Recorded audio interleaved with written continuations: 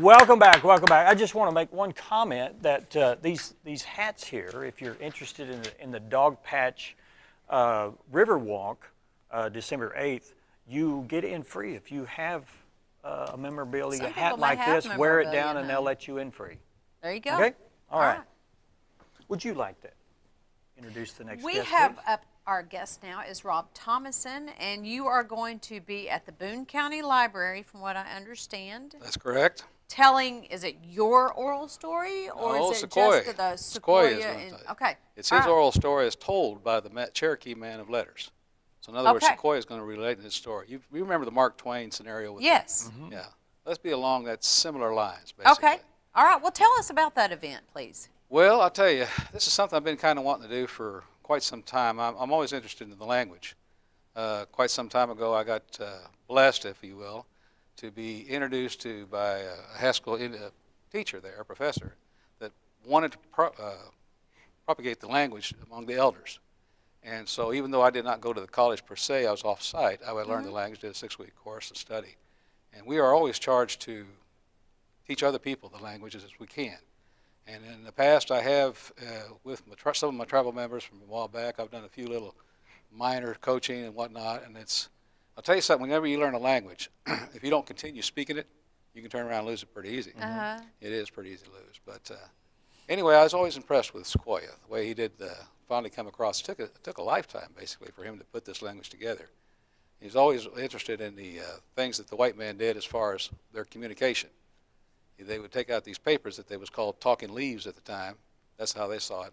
They'd put the marks on, they'd be able to communicate with one another. And of course, Sequoyah thought that was pretty fascinating. And thought of something that if the white man can do it, the Cherokees can do it too.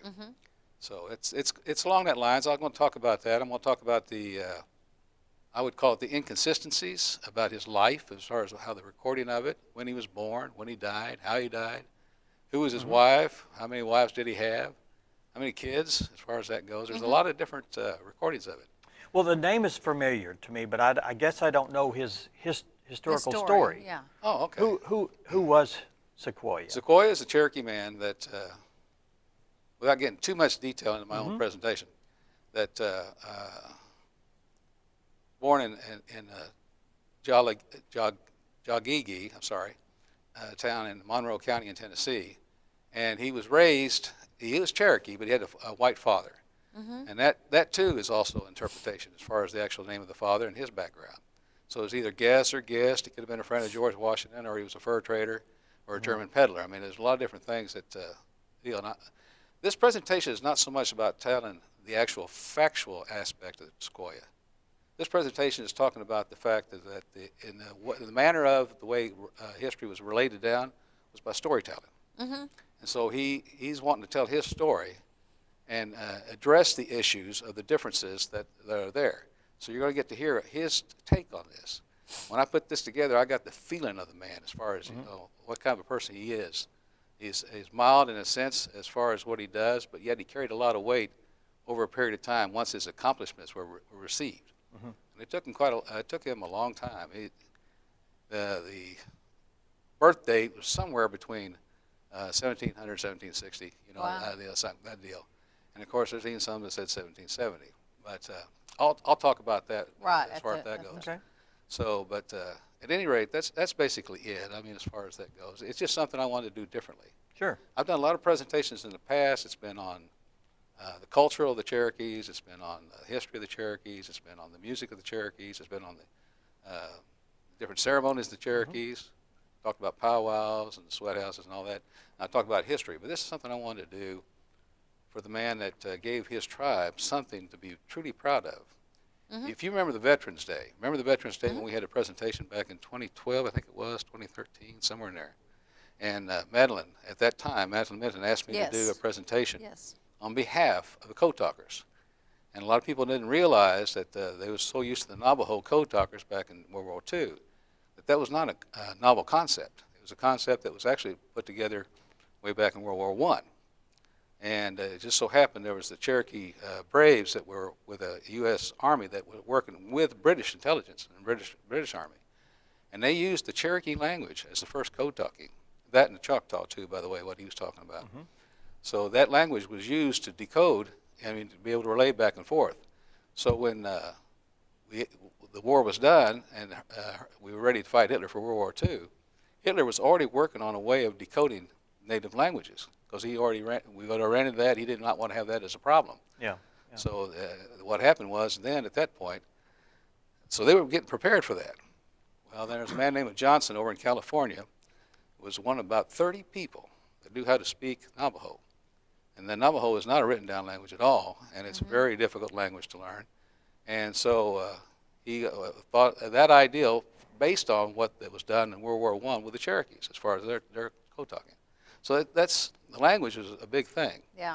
And so the culture of indigenous people managed to endure, even though that same language was trying to be taken out of that culture, like the white mission schools in Arkansas, where they was trying to teach the children white words, white ways, and what have you.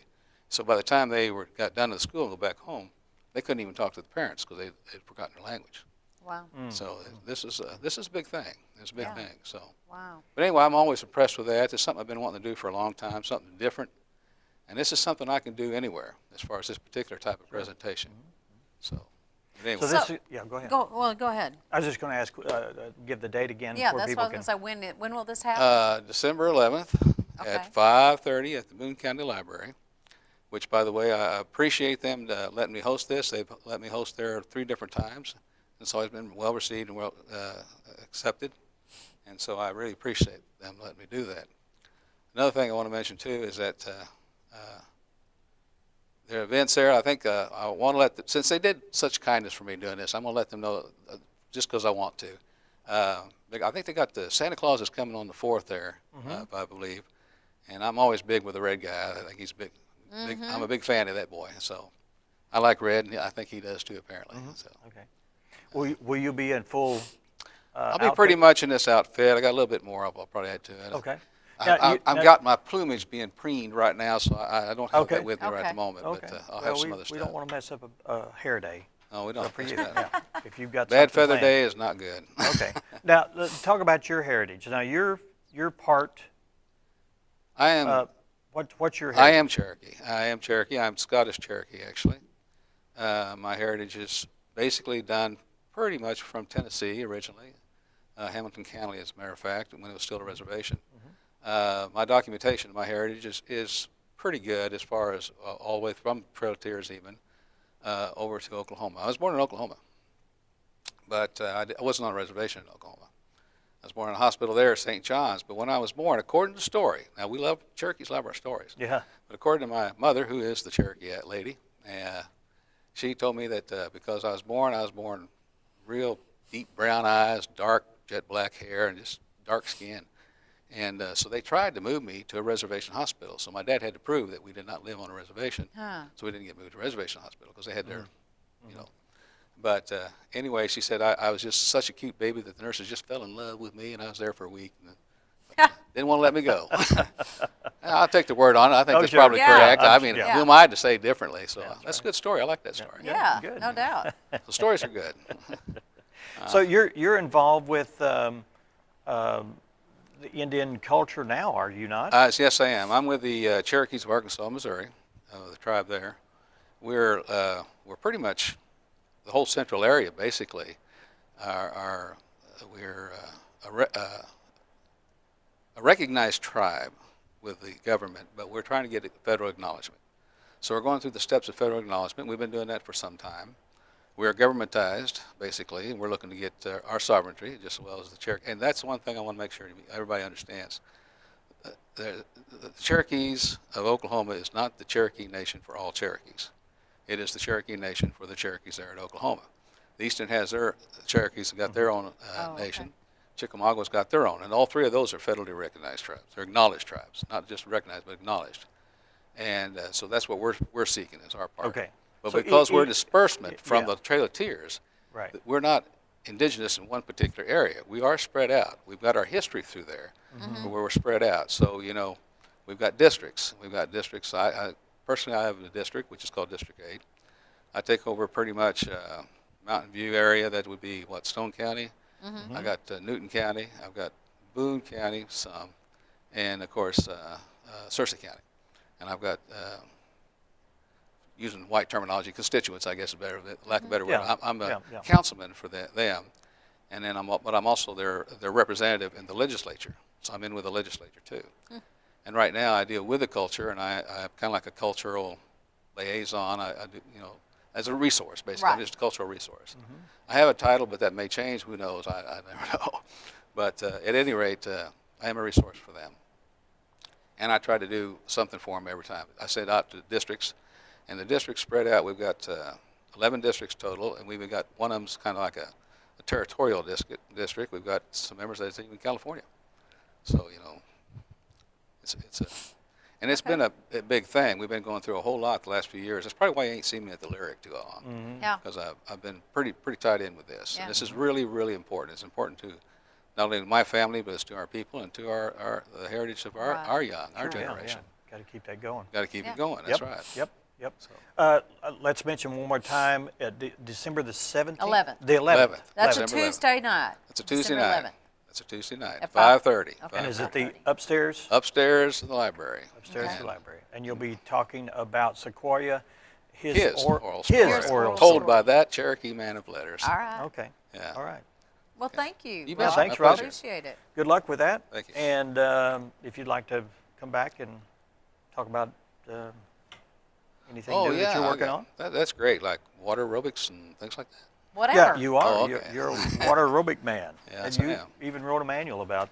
Wrote a manual about that. Yes, I did. That's for training manual, especially for the exercise programs. I've incorporated moderations, so for people that have particular personal issues that cannot do fully aspects of full exercise, they can do these moderations along with other people and get the same benefit and have fun with their friends. All right. I'm all about that. Thanks, Rob. Thank You you bet. much. My pleasure. Appreciate it. We'll take another break, and when we come back, we're going to meet Tramp. And Wanda Massengale has Tramp. and Lady in the Tramp. We'll find out all about the pet of the week when we return. Stay with us.